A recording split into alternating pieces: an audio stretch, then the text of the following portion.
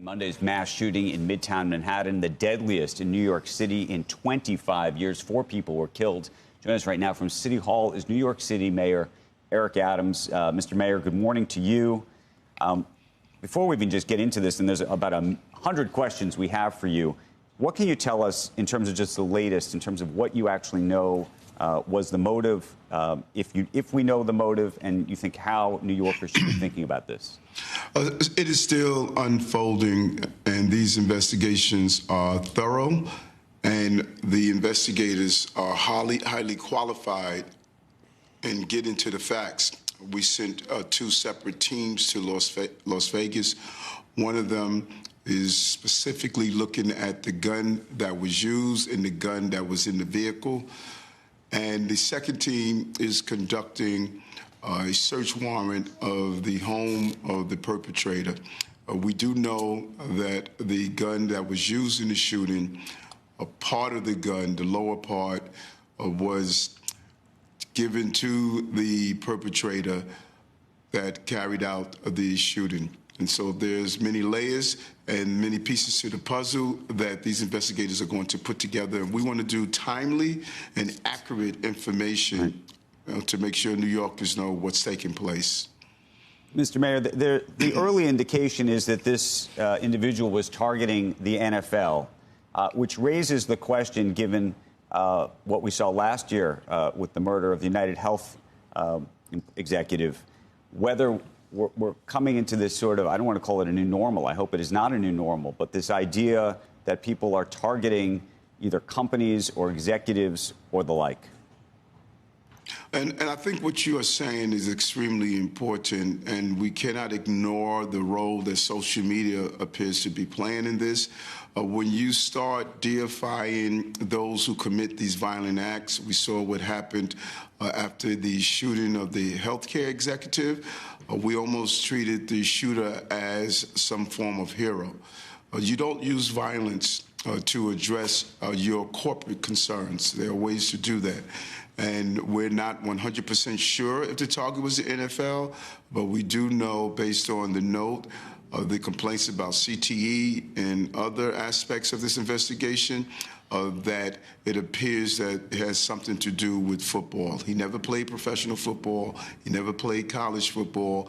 So if we allow individuals to use their hatred for a particular corporation to turn into violence, that is not acceptable. What is your sense of whether office buildings in New York City need to be, quote unquote, hardened in ways that they are not today? Well, I think they are, and I really must take my hat off to Rudin Management. When I did a walkthrough of the crime scene the night of the shooting, they had several aspects of active shooter training that was put in place. You saw some of the pictures of putting office furniture against the door. They had a safe room on each floor that doubled as bathrooms where you could lock yourself in, bulletproof doors. There were various aspects of stopping elevators from going up to the entire floor.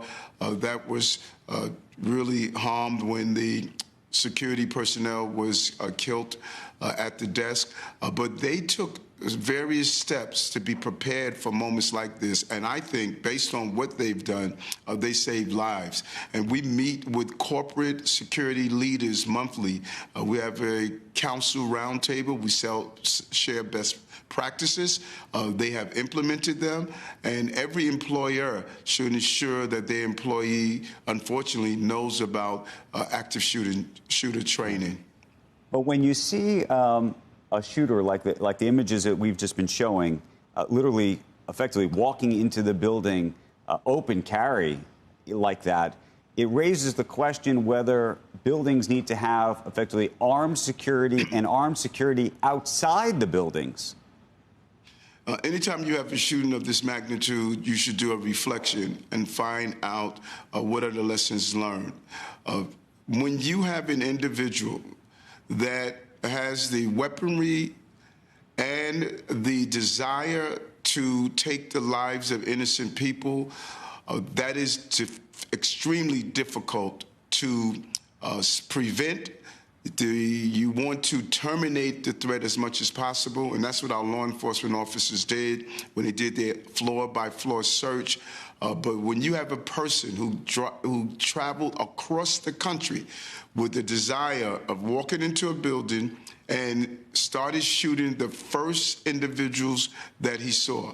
So if you had armed security in front of the building, he would have likely shot them as well. His desire was to kill, and our officers responded and ensured to minimize the harm. The training that took place of active shooter minimized the harm. When you have someone with that level of violence, you have to attempt to terminate that threat as quickly as possible.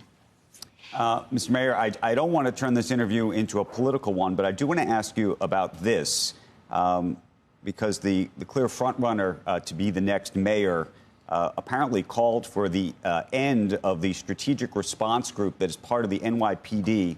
That is the same group that reported and was on the scene that night to try to end this situation. I want you to tell us about what that group does. They are the elite of the department, well-trained, tactical group to deal with extremely dangerous situations. They are like our highly trained tactical units in the police department that specifically are there to carry out these functions. We are dealing in an environment where there are not only threats of terrorism, but terrorist acts and even lone wolves that will go in and carry out these functions. When you start dismantling the pieces of the law enforcement apparatus that are specifically designed to carry out functions, that is extremely dangerous. And a lack of knowledge and understanding of these roles really could harm law enforcement, even when you talk about not sending police officers to domestic violence incidents, for example. That is one of the most dangerous jobs an officer can go on. And in fact, Officer Morin Rivera was assassinated going on a domestic violence job. There are no routine jobs in the police department. They can turn violent instantly. And so I think it's the wrong decision to do, and we should never endanger public safety in the city. It's not an experiment, it's experience.